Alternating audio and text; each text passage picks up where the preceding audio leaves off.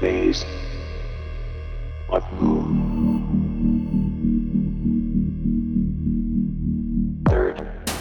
Third phase of moon, Blake Cousins. Welcome back, everybody from around the world. We've got a video. It's a MUFON case, and we are going to share it with you right now. We have Dr. J with us, and we're going to be showing him the video. But in the meanwhile, I want you to take a close look at what we're looking at. To me, what it represents is a broad daylight flying saucer that is what we are all looking for. What is this object in the sky?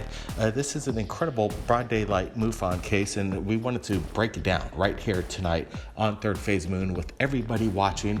Leave your comments below. What do you guys think it is? We're going to allow the speculation to let it roll, but in the meanwhile, let's just play this video. And again, leave your comments. I want to get your guys' thoughts.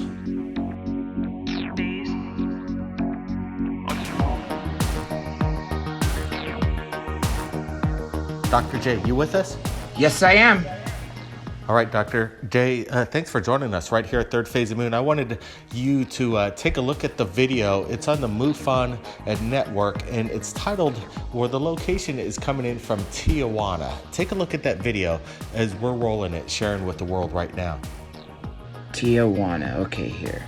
City, McKinley, Tijuana, okay, got it. Yeah, we wanted to make sure. I'm going to be supplying the original link below so everybody could take a look for yourself. It looks like a legitimate UFO sighting. I don't see any kind of manipulation going on here. Incredible broad daylight, what we've all wanted. Pretty clear footage. I'm going to get a still image from it here in just a bit so we can get a really close look. Dr. J, are you looking at what I'm seeing?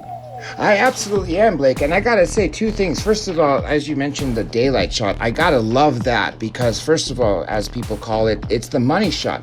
In the 1990s in Denver, Colorado, they captured something very similar in the daylight as well. They deemed that to be as big as a building, literally hundreds of feet tall, and very ironic, it seemed like it had a light pulsating from one side to the other side. Very similar how this seems to be sort of changing shape or whatever it's doing from one side to the other. When we're looking at this, it does resemble the classic flying saucer. Some people might speculate that this is maybe possibly just a blimp, an air blimp. I'm not seeing any kind of undercarriage to it. What's your thoughts on that, Dr. J? No, not at all. I don't think it's a balloon or anything like that because it does look like something very flat and very wide. You don't see anything underneath and you don't see much on top other than what's pulsating from the side to side. It looks kind of like almost like a rod, a line on from side to side. So no, it looks like nothing terrestrial.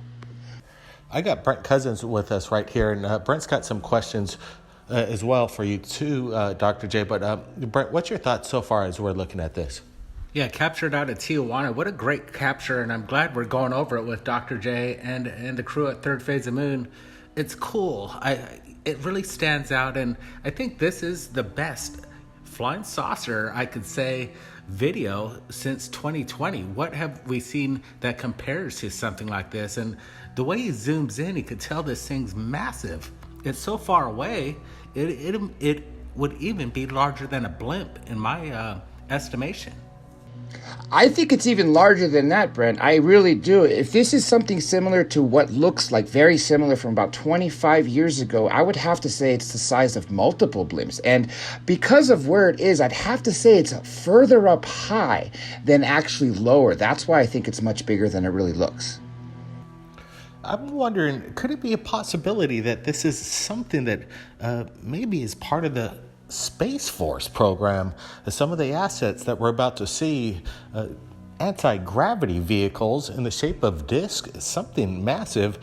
That's exactly what they were saying about that famous footage from Colorado. And yet, at the same time, I've never seen anything as large as this. Now, recently, they've come out with several claims that we've already found a way to make anti-gravity vehicles. If that's the case, size no longer matters. And also, shape doesn't really matter because they can go in any direction as fast as they want to wherever they want. I'm going to get a still image off this so you guys can take a look at it. We're looking at it very closely, and we don't see any kind of indication that it would be some kind of blimp. Again, no undercarriage, no tail fins to direct its operation to fly through the sky. This thing is basically stealth in a way of a disc-shaped object. It definitely has a metallic sheen to it, in my opinion, but then there is some color variance from the left to the right of it, very bizarre in my opinion. But then again, we don't see any propellers. Definitely would have to rule out a drone and an airplane, because it's pretty much steady in the sky, just very stationary. It really is. And one great thing about being in Mexico, if you've noticed over the last few decades, things seem to happen more there. I wonder if it's because we have more things that could shoot them down here in America, but just people seem to believe more in ET craft there and UFOs, and there seems to be far, far more footage originating from Mexico and South America. Brent, you're looking at this, we're looking at it. What do you think what's the reasoning behind some of these broad daylight sightings in regards to these flying discs, these flying saucers? Why in the region of South America, as Dr. J is stating? Yeah, it goes on for decades. I remember, I think it was the year 1991 during the eclipse, and it was pretty much where you could see it the best was right there in Mexico City. And when basically the total eclipse happened, moments afterwards, UFOs were popping up out of the skies, and people had their video cameras because they're trying to record this natural event, this celestial event. And then next thing we see is UFOs that look very similar to what we're looking at here. What's happening? Are they coming from the ground? Are they coming from space? In 1991, this is the greatest thing. I'm so glad you brought that up. In 1991, as you mentioned, there was the eclipse. So you had thousands, tens of thousands, maybe even more than that, people that have come from around the world. They knew about this eclipse well in advance, and they all came to Mexico to watch this total eclipse. Every single one of them had their camera in the sky. Now, if UFOs were trying to make a statement, say, hey, we're here, we're up here, look at us. What better way than to choose when everyone's looking in the sky, like in 1991? Now, you may know this, but there's going to be an eclipse coming in 2021, also visible, I believe, in Mexico or somewhere in South America. Well, I got a feeling there's going to be a massive sighting during that eclipse coming up next year. We're going to be having a close eye on that right here at Third Phase of Moon. But in regards to this video that we're looking at right now, some people are going to speculate that this is just maybe some kind of CGI effect, something that doesn't really exist on video, that this image or whatever this object is manipulated and put into the image. But I've seen a lot of videos in my time here on Third Phase of Moon, thousands of them, and I can pretty much lay it down that I don't see any kind of manipulation whatsoever. Whatever this object is, it's there, and in my opinion, it's massive. Dr. J, do you see any kind of manipulation here? No, not at all. And another great thing is CGI always looks too perfect, too good to be true. You notice how they're trying to focus on it? That shows indication that it's very high up. Even very tiny, steady movements of the hand holding the camera is why it's looking like it's moving, even though it's stationary. I don't see no sort of manipulation or any indication that it's CGI.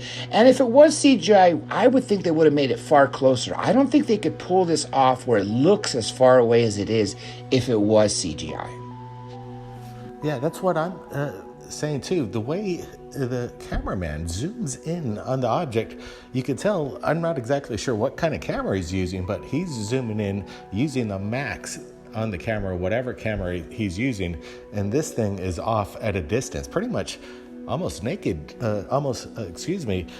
invisible to the naked eye, but with the camera zoom, he's bringing it into focus. And it's interesting to speculate on, again, how large this object is and how far it is away from the cameraman, because it definitely seems a great distance. And if it is as much of a distance as I'm speculating, maybe 3 to 4 miles, it looks like a super clear sky. The visibility that day goes on for a long ways. And then again, this thing remains stationary in the sky.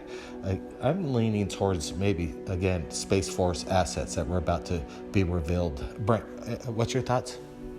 Yeah, taking a look, I wish the video was a little longer, just about 30 seconds. That's the only evidence we're really having right here.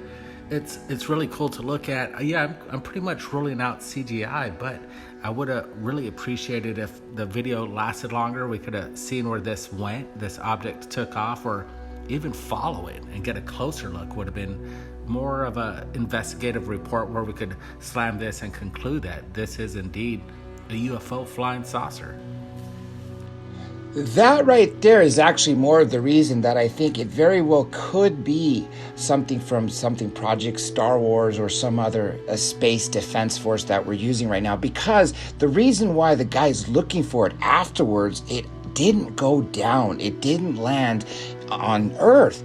And if it's as large as it is, what if it's further than 3 or 4 miles? What if it's something that's technically visible from space and is actually much, much larger? Now, that's clearly speculation because it takes a long ways to get up there. But if it disappeared as fast as it did, and it's as big as it did, maybe that's where it went.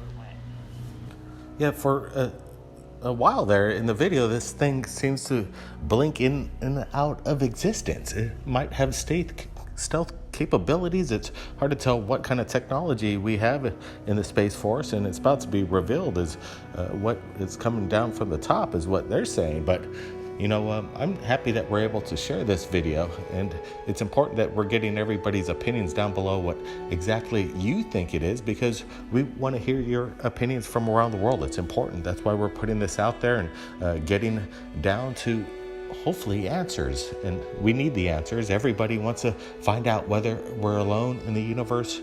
I believe we're not, and we've been visited, and the videos you see on Third Phase Moon pretty much proves it. And again, you guys got to be safe out there, but get your videos and submit those UFO sightings to us. Dr. J, any last words on this video? Yes, I'm glad you remarked on whatever's happening from the side to side. What if that's the new technology that the Space Force is using, a pulsing technology to allow for anti-gravity? Again, if these are alien reproduction vehicles, mean that they're man-made technology using reverse-engineered alien craft, we would expect them to look like extraterrestrial craft, but using human materials. So maybe it's trying to mimic the way ET craft travel, and that's why it very well could be a Space Force craft. You know, Dr. J, appreciate you joining us right here at Third Phase of Moon tonight to go over this new sighting that was just captured within the past 24 hours. We're sharing it right here at Third Phase of Moon. What are you going to be doing on your channel in the next week or so, Dr. J, on your Dr. J Radio Live? We're going to be supplying the link to Dr. J's YouTube channel. He has some big interviews. What's up?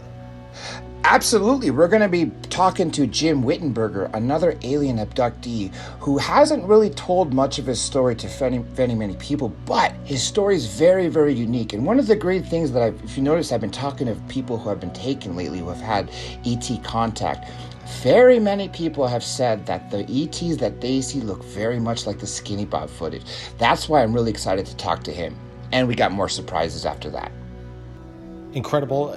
Looking forward to that interview. I'm sure it's going to be wild, especially hearing from the source, the abductees. Those are the ones that we need to listen to. Everybody, go take a look at Dr. J Radio Live's YouTube channel. The link is below. Everybody, keep your eyes on the skies, and if you've seen anything amazing, submit it to us right here at Third Phase Moon. We want to thank everybody from around the world who just joined us. We'll see you next time.